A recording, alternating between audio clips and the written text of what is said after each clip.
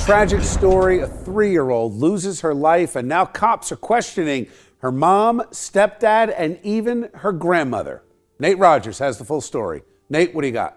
Bill, right now, police are questioning family members of 3-year-old BellaEdwards, trying to figure out exactly what happened to her and, if criminal, who's responsible. Now take a look at these precious memories of vibrant young Bella from her mother's Facebook page. The mother, Shamika Gonzalez, posting earlier today, quote, "Bella, I am so sorry I wasn't there to protect you. This feels like a bad dream I can't wake up from." We're going to remember her. We're going to get justice. Know that. We're going to get justice. This is not over. It's not going to end today. It's not going to end no time soon until we know what happened. In the spring of 2018, a tragedy unfolded in Queens, New York, that would later shock investigators, medical professionals, and thousands of people who followed the case across the country. 3-year-old Bella Sky Edwards suffered fatal injuries while in the care of her mother's boyfriend, a man with a documented history of violence. Prosecutors would later argue in court that the child had endured severe abuse shortly before her death.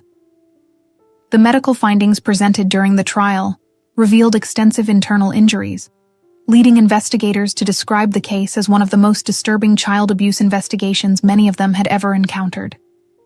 According to court testimony, Bella was returned to the family apartment in critical condition rather than being immediately taken for emergency medical treatment. By the time authorities and paramedics became involved, the little girl could no longer be saved. As the investigation unfolded, public attention quickly shifted beyond the crime itself. Questions began to emerge about prior warning signs, earlier police responses, and whether the system had missed opportunities to protect the child before the situation escalated into a fatal tragedy. The case would eventually spark intense courtroom reactions and widespread discussion about child safety, domestic violence, and institutional failure. What made the story especially heartbreaking for those who knew Bella was the contrast between the violence described in court and the little girl people remembered in everyday life. Bella Sky Edwards was born on January 6, 2015, in Queens, New York. Family members and neighbors described her as energetic, affectionate, and full of personality. She loved bright colors, especially pink and red, and enjoyed cartoons like Minnie Mouse and Paw Patrol. One detail that many people close to the family remembered fondly was Bella's unusual love for comedy television. Even at only 3 years old, she enjoyed watching Steve Harvey on TV and would laugh enthusiastically during his shows, something relatives described as both funny and strangely mature for such a young child. Neighbors later spoke warmly about her gentle personality and cheerful attitude. Many described Bella as a child who was almost always smiling, playful with people around her, and deeply loved by those closest to her. To outsiders, the apartment building looked ordinary. Bella appeared to be a normal little girl growing up in New York City, surrounded by family, cartoons, toys, and childhood routines. But behind closed doors, investigators would later discover a situation far more dangerous than anyone around her fully understood at the time. People in the neighborhood remembered Bella as the kind of child who instantly made others feel protective of her. Neighbors often spoke about how carefully she was looked after by her mother and grandmother.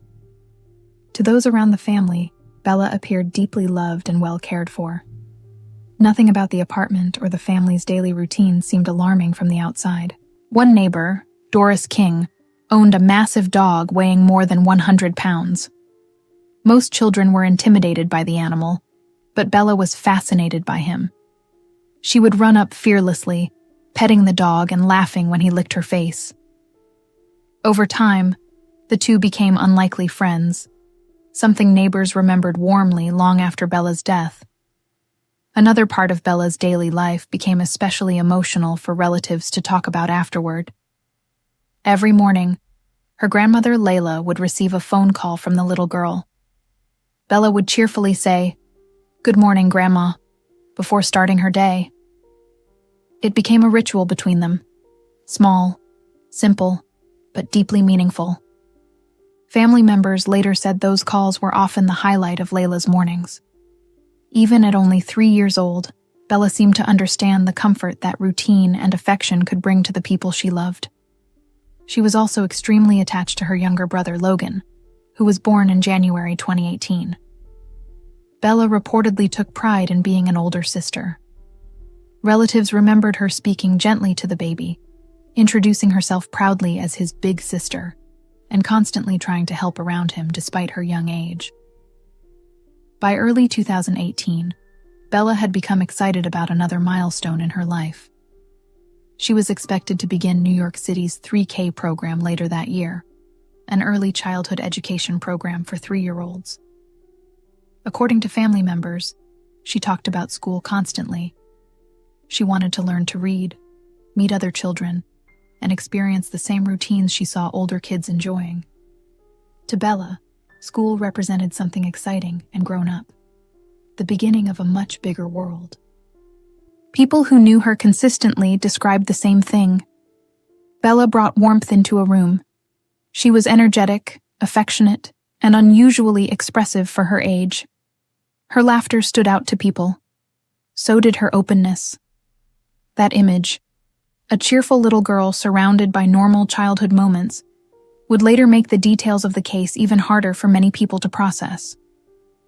In early 2017, Shamika Gonzalez began a relationship with a man named Mark Jenkins. Over time, the relationship became serious, and in January 2018, the couple welcomed a son together, Logan. Mark then became part of Bella's daily life as her stepfather. The family eventually moved into an apartment in Seaside, Queens. To neighbors, they appeared to be an ordinary young family, adjusting to life with 2 small children. Nothing visible from the outside suggested the situation inside the apartment was dangerous. But investigators would later uncover details from Mark Jenkins's past that immediately changed how many people viewed the tragedy. Years earlier, Jenkins had been convicted in a violent shooting case connected to an altercation in the Bronx.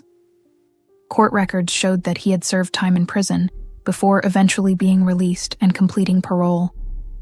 Legally, he had returned to society after serving his sentence. Still, after Bella's death, many people questioned whether those around the family fully understood his violent history before he moved into the home. The case also drew attention to previous police visits connected to disturbances at the apartment. On more than one occasion, neighbors reportedly contacted authorities after hearing arguments and yelling coming from inside. Officers responded, spoke with the adults involved, and left without making arrests. According to reports, there were no immediately visible signs of severe physical violence during those calls, and no formal complaints that triggered deeper intervention at the time. Bella and later infant Logan were both living in the apartment during this period. After the tragedy, many neighbors struggled with feelings of guilt and helplessness. Some later said they replayed ordinary interactions with Bella over and over in their minds, wondering whether there had been warning signs they failed to recognize. One local resident who had professional training related to identifying abuse later admitted publicly that she never suspected the level of danger Bella may have been facing. That realization became one of the most painful aspects of the case for people in the community. The idea that a child could appear outwardly happy while suffering privately behind closed doors. Bella's biological father, BellaEdwards, later stated that although he knew about Shamika's new relationship, he was not fully aware of the extent of Mark Jenkins' criminal history. Following Bella's death, he expressed deep frustration and heartbreak over the information he said he never received before the man became part of his daughter's daily environment. For many people following the case, the tragedy became larger than one horrific crime. It became a story about missed warnings, communication failures, and the painful reality that dangerous situations are not always visible from the outside until it is too late. For many people who later studied the case, April 2, 2018, became the moment when every earlier warning sign seemed to collide into a single irreversible tragedy. That Monday morning began like countless ordinary days before it. Shamika Gonzalez left for work, trusting that her children would be safe at home. Bella, who had recently turned 3 years old, remained in the apartment with her infant brother Logan and her stepfather, Mark Jenkins. By all outward appearances, nothing seemed unusual. Bella was described as an active, expressive child who loved attention, cartoons, and conversation. Family members later said she often wore her favorite Minnie Mouse clothing around the apartment and constantly talked about school, toys, and her younger brother. But investigators would later conclude that something inside the apartment changed dramatically that afternoon. Security cameras inside the building helped detectives reconstruct parts of the timeline. Around 2:30 p.m., surveillance footage captured Mark Jenkins leaving the building with both children. Logan was in his arms, while Bella walked beside him. Investigators later noted that, in the footage, Bella appeared physically normal and able to walk on her own. The family got into a vehicle and left the area. What happened over the next several hours would later be pieced together through medical evidence, surveillance footage, and testimony presented in court. Prosecutors alleged that Bella suffered severe physical abuse while alone with Jenkins that afternoon. The injuries documented during the autopsy revealed catastrophic internal trauma, inconsistent with any accident. The details presented in court deeply disturbed even experienced investigators. Medical experts testified that Bella had suffered extensive internal damage and massive bleeding. According to testimony, the injuries would have caused extreme pain and would not have occurred instantly. At approximately 4:30 p.m., surveillance cameras captured the family returning to the apartment building. Detectives later stated that the footage immediately alarmed investigators reviewing the case. Bella was no longer walking beside Jenkins. Instead, she was being carried back into the building. Former investigators involved in the case later described the footage as deeply upsetting, saying Bella appeared visibly unresponsive and in critical condition. According to the prosecution, rather than seeking immediate medical attention, Jenkins carried Bella upstairs and placed her in bed. A short time later, Shamika Gonzalez returned home from work. She was reportedly told that Bella was asleep. At first, nothing seemed obviously unusual. Family routines continued inside the apartment while Bella remained alone in her room suffering from severe internal injuries. Roughly an hour later, Bella was found unresponsive. Emergency services were finally contacted around 6 p.m. When paramedics arrived, they immediately recognized that the situation was extremely serious. Bella showed visible signs of trauma, and responders began emergency life-saving measures before transporting her to St. John's Episcopal Hospital in Far Rockaway.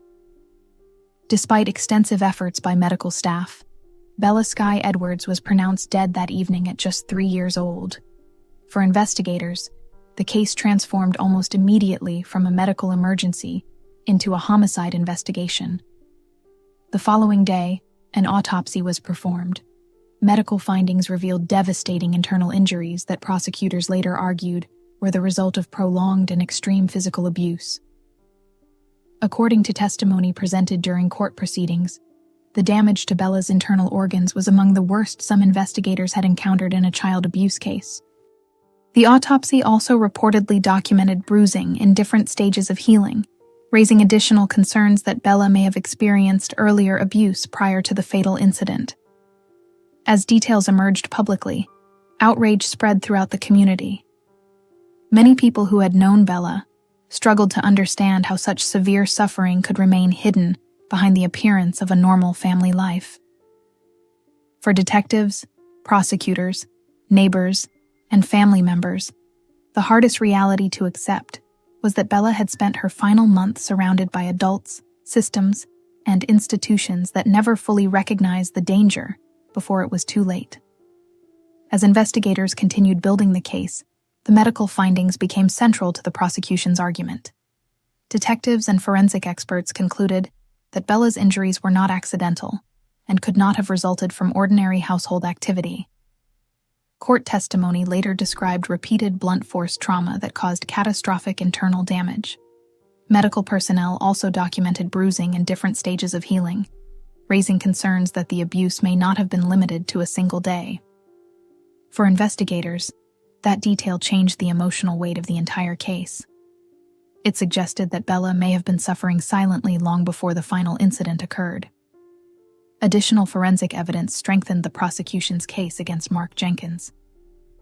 According to court records and testimony, DNA evidence linked him directly to the abuse investigators believed occurred shortly before Bella's death. The medical examiner ultimately ruled the case a homicide. During interviews with detectives, both adults in the apartment provided statements about the events of April 2, 2018. Shamika Gonzalez stated that she had left for work that morning, while Jenkins remained home with the children. When she returned later in the day, she said she was told Bella was asleep. Jenkins reportedly claimed that Bella had behaved normally throughout the afternoon, before later becoming unresponsive. He also attempted to explain some of the visible injuries as possible consequences of CPR efforts performed before paramedics arrived. But investigators quickly identified serious inconsistencies between those statements and the evidence.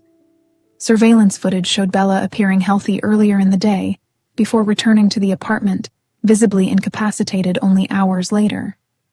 Combined with the medical evidence and forensic findings, detectives believed they had enough to move forward with an arrest. On April 4, 2018, 2 days after Bella's death, Mark Jenkins was taken into custody and charged in connection with the case. News coverage rapidly spread across New York, and public reaction was immediate and emotional. During early court proceedings, prosecutors revealed additional details from the investigation. Family members and people attending the hearings reportedly became overwhelmed as the extent of Bella's injuries was discussed publicly. The emotional atmosphere inside the courtroom reflected how deeply disturbing the case had become for everyone involved. Outside the courthouse and near the family's apartment building, memorials began appearing almost immediately. Pink flowers, candles, stuffed animals, and handwritten messages covered sidewalks and fences in Bella's memory. Family members later described overwhelming feelings of grief, guilt, and disbelief. On social media and in interviews, relatives spoke openly about the pain of losing a little girl they remembered as affectionate, joyful, and full of life. Bella's funeral took place days later in Queens. Mourners wore pink in her honor, surrounding a small coffin with flowers and toys, connected to the things Bella loved most during her short life. For many people attending, the image of such a young child being mourned in that setting became impossible to forget. The criminal case itself continued for several years. In 2021, Mark Jenkins accepted a plea agreement that reduced the possibility of a trial for murder. Instead, he pleaded guilty to first-degree manslaughter and related charges. The sentencing hearing reopened many of the emotional wounds surrounding the case. Family members addressed the court directly, speaking about Bella's personality, the routines they missed, and the milestones she would never reach.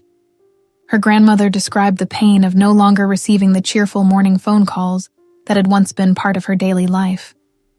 When the sentence was announced, 14 years in prison, the maximum allowed under the plea agreement, reactions inside the courtroom were intense.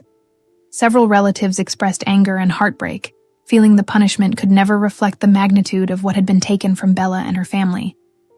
The judge acknowledged those emotions during sentencing, reportedly stating that the legal limitations of the plea agreement restricted the court's options. After the case concluded, Bella's family focused much of their energy on advocacy and community support efforts in her memory.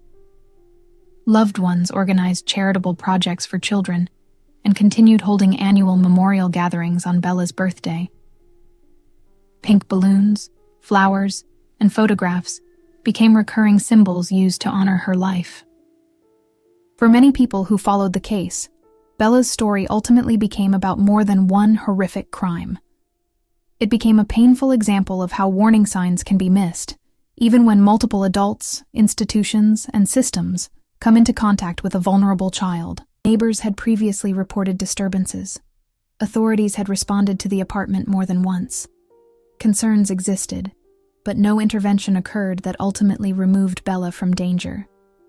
The tragedy also sparked broader conversations about background checks, domestic violence awareness, child welfare procedures, and the difficulty of recognizing abuse that remains hidden inside private homes. Today, Bella Sky Edwards is remembered not only through court records or headlines, but through the ordinary details people still talk about years later. Her love of pink, her excitement about starting school, her affection for her baby brother, and the morning phone calls that once brought joy to her grandmother's day. For her family, the hope is that Bella's story encourages people to take concerns involving child safety seriously, even when uncertainty exists. Because in many abuse cases, the most devastating realization comes afterward, when people look back and recognize the warning signs they wish they had understood sooner.